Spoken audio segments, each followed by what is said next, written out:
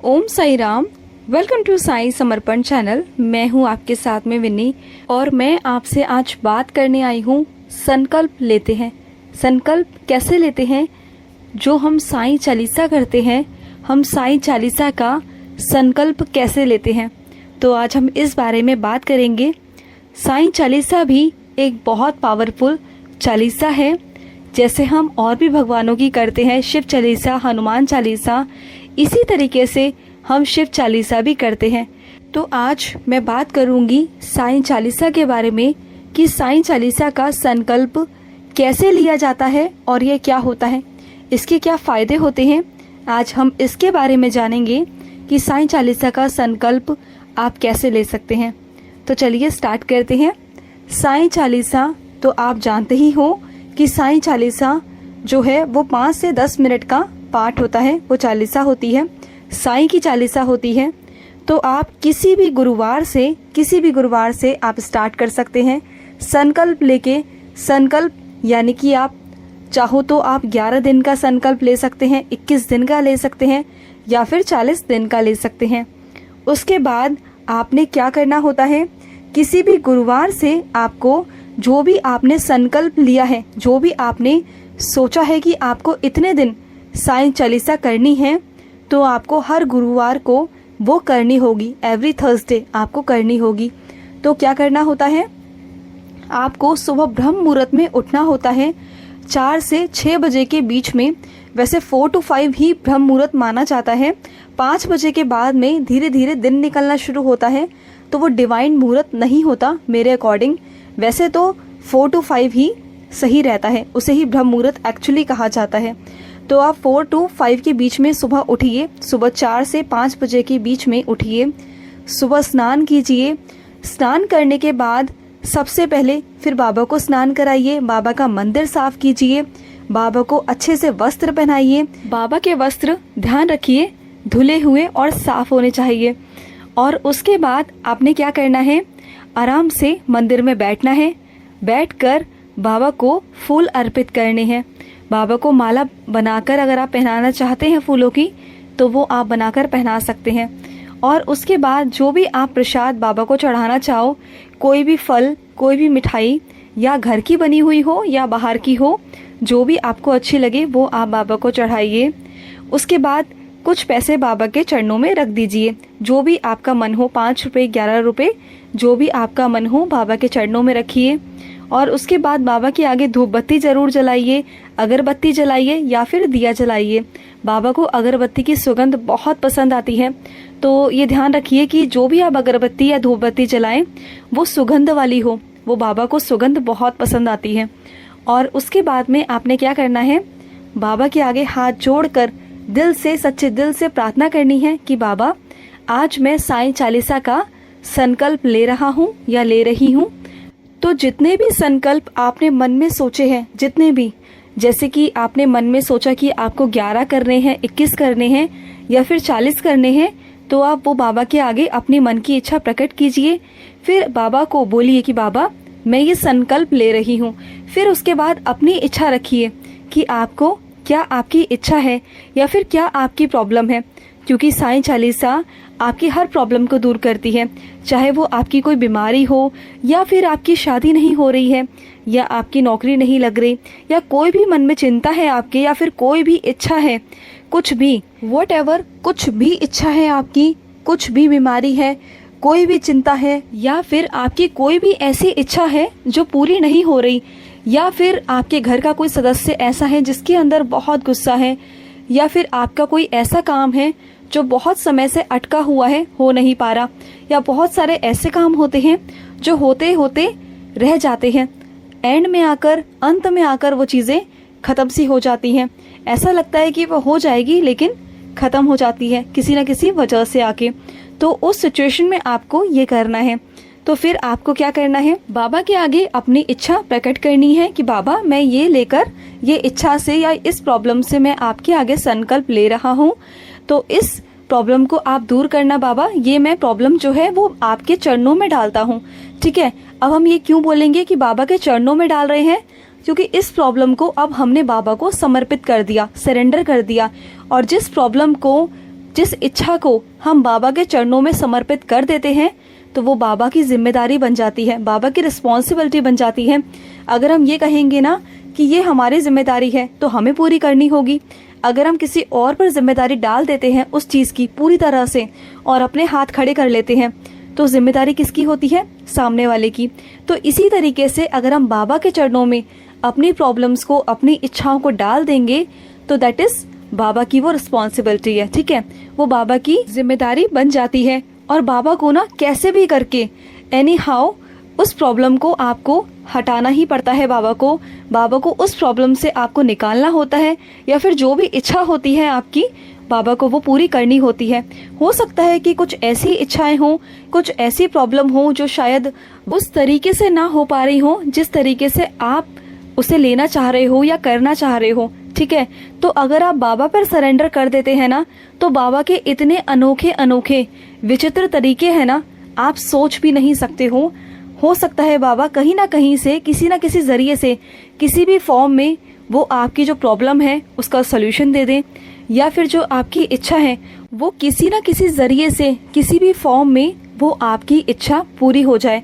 हो सकता है कि जो आपकी इच्छा है उससे भी कहीं बढ़कर बाबा वो चीज़ आपको दे दें जो आपने कल्पना भी नहीं की होगी, जो आपने सोची भी नहीं होगी, क्योंकि बाबा हमें सिर्फ वही देते हैं जो हमारे लिए सही होता है। तो उसके बाद आपने क्या करना है? उसके बाद आपने बाबा के आगे प्रसाद चढ़ाया, बाबा को फूल अर्पित किए, बाबा के आगे धूप बत्ती लगाई, बाबा के आगे आपने घी का दिया जलाया, या आप चाहो तो तेल का दिया भी जला सकते हो, तो वहाँ कोई प्रॉब्लम नहीं होती है। बाबा के आगे हम तेल का दिया भी जला सकते हैं, ठीक है। उसके बाद आपने क्या करना है? आपने 11 बार साईं चालीसा पढ़नी है आपने, और बहुत अच्छे मन से, एकांत मन से, सच्चे मन से, और जिस पल आप उसे पढ़ेंगे तो आप एकांत में पढ़ेंगे। किसी के लिए कोई गलत भावना, कोई गलत विचार आपके मन में नहीं होना चाहिए। बिल्कुल आपकी जो सोल है वो प्योर होनी चाहिए, बाबा से कनेक्ट होनी चाहिए, कि बस आपको बाबा के अलावा कुछ और नहीं दिख रहा। कोई आपके माइंड में थॉट नहीं होना चाहिए, कोई चिंता या किसी के प्रति कोई गलत भावना, कोई गलत नफरत, वो सब चीज़ें नहीं होनी चाहिए। आपका जो मन है उस वक्त बिल्कुल शांत रहना चाहिए, और आपका कनेक्टिविटी सिर्फ और सिर्फ अपने साईं से होनी चाहिए। क्योंकि उस वक्त ना, क्योंकि आपको खुद जो सकारात्मकता है ना वो खुद क्रिएट करनी होगी, पॉजिटिविटी खुद क्रिएट करनी होगी। देन जब आप साईं चालीसा का पाठ करते जाएंगे ना तो ऑटोमेटिक वहाँ पर जो पॉजिटिविटी है वो जनरेट होगी। और जब भी हम बाबा से प्रार्थना करते हैं ना, या बाबा से हम कुछ मांगते हैं, कुछ संकल्प लेते हैं ना, तो उस वक्त ना किसी का बुरा ना सोचकर, किसी का बुरा ना मांग करना, सिर्फ अपना अच्छा मांगिए। जब आप बाबा के आगे बैठकर सिर्फ अपना अच्छा मांगते हैं, अपने लिए अच्छा मांगते हैं ना, तो सब कुछ ऑटोमेटिक चारों तरफ से आपके लिए अच्छा होना शुरू हो जाता है। और जो भी आपके अगेंस्ट होते हैं, जो भी आपके दुश्मन हैं, जो आपके शत्रु हैं, वो सब धीरे धीरे आपसे दूर होते चले जाते हैं। वो आपको बाबा को कहने की ज़रूरत नहीं पड़ती, बाबा अपने आप ही उन सबको आपसे दूर कर देते हैं। क्योंकि बाबा से आपने अच्छा मांगा है ना, तो अच्छा के लिए बाबा ऑटोमेटिक उन सब चीज़ों को आपसे दूर ऑब्वियसली करेंगे ना। तो बस वही चीज़ें हैं। तो कहने के तरीके जो होते हैं ना उसको थोड़ा घुमाकर कहिए। ये मत कहिए कि बाबा उसको मुझसे दूर कर दीजिए, उसको मुझसे दूर कर दीजिए, इसने मेरे साथ ये किया, शिकायतें मत कीजिए। बल्कि बाबा से ये कहिए कि बाबा आप मेरा अच्छा करिए, मेरे चारों तरफ जितने भी लोग हों सब पॉजिटिव हों, सबका अच्छा हो बाबा। जो भी मेरे कनेक्शन में रहे, जो मेरे परिवार वाले हैं, सबके लिए कहिए, सबके लिए अच्छा मांगिए, अपने लिए अच्छा मांगिए फर्स्ट ऑफ ऑल।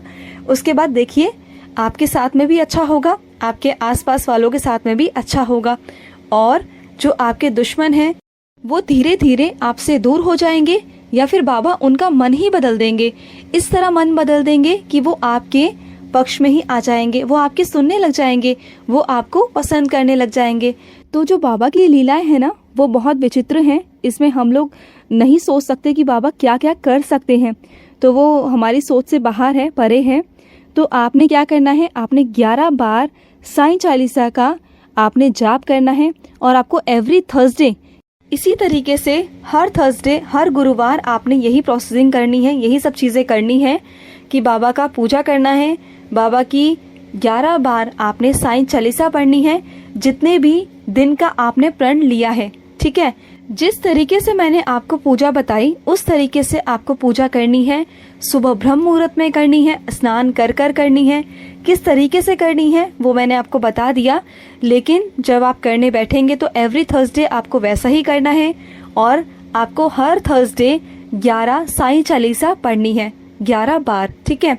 और उसके बाद आपने क्या करना है, जब आपका संकल्प खत्म होता है, यानी कि आप जैसे आपने बोला कि बाबा मुझे 9 गुरुवार करने हैं, तो आपने स्टार्ट किया फर्स्ट गुरुवार से, और जब 9वां गुरुवार आएगा तो आपने क्या करना है, 9वें गुरुवार पर 11 बार साईं चालीसा पढ़कर आपने क्या करना है, बाबा की आरती करनी है, बाबा को प्रसाद भोग लगाना है और अपने पूरे परिवार में भी बांटना है।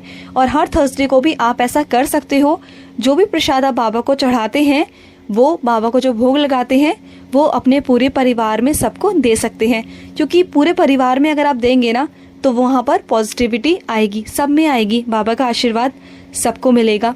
तो ऐसा आप हर थर्सडे करिए। और जो भी आप संकल्प लेते हैं, जितने भी दिन का आप लेते हैं, 40 दिन का, 9 दिन का, 21 दिन का, वो आप पर डिपेंड करता है कि आपकी श्रद्धा क्या है, आपके भाव क्या हैं। उसके अकॉर्डिंग बाबा के आगे अपनी चीज़ें रखिए और संकल्प लेकर साईं चालीसा का पाठ शुरू करिए। इससे आपको बहुत बेनिफिट मिलेगा। डेफिनेटली मैं श्योरिटी कहती हूँ कि आपको 101% आपकी सारी प्रॉब्लम्स ख़त्म हो जाएंगी। आप भी जिस इच्छा से करेंगे, कहीं ना कहीं से कैसे भी करके बाबा आपकी चीज़ें पूरी करेंगे, किसी भी फॉर्म में करेंगे, किसी भी माध्यम से करेंगे, लेकिन वो आपकी प्रॉब्लम ख़त्म हो जाएगी। और मैं आपसे एक चीज़ और कहना चाहती हूँ, गॉसिप्स में, बातचीत करने में या अपनी प्रॉब्लम्स को डिस्कस करने में इतना टाइम वेस्ट मत कीजिए। अपने टाइम को यूटिलाइज कीजिए और जितना हो सके ना, जितना भी हो सके बाबा का मंत्र जाप करिए, बाबा की साईं चालीसा पढ़िए, साईं सा चरित्र पढ़िए, क्योंकि इन सब चीज़ों से आपकी प्रॉब्लम्स भी सॉल्व होंगी और आपके कष्ट दूर होंगे और आपकी इच्छाएं भी पूरी होंगी। किसी से कहने से या डिस्कशन करने से वो वेस्ट ऑफ टाइम ही है, ये बात आप भी जानते हो, ठीक है। तो ये सब चीज़ों में कुछ नहीं रखा। अपने टाइम को वेस्ट मत कीजिए, जो टाइम देना है वो बाबा को दीजिए। बाबा आपकी प्रॉब्लम सॉल्व करेंगे, ना कि ये दुनिया। आई होप बाबा का मैसेज आप लोगों तक पहुंच चुका है। तो मैं लूँगी समाप्ति। अगर आपके कोई एक्सपीरियंस हो तो स्क्रीन पे चल रहे नंबर पर आप हमारे साथ शेयर कर सकते हैं, अपने अनुभव हमारे साथ शेयर करें। आप हमें कॉल भी कर सकते हैं, आप हमें व्हाट्सअप भी कर सकते हैं। और अगर इस वीडियो से रिलेटेड या फिर किसी भी चीज़ से कुछ प्रॉब्लम हो आपको, या आपको कुछ पूछना हो, आपकी कोई क्वेरी हो, तो आप मुझे कमेंट बॉक्स में मैसेज कर सकते हैं, मैं आपको रिप्लाई कर दूंगी। तो चलिए मिलते हैं नेक्स्ट वीडियो में, तब तक के लिए ओम साई राम, जय साई राम।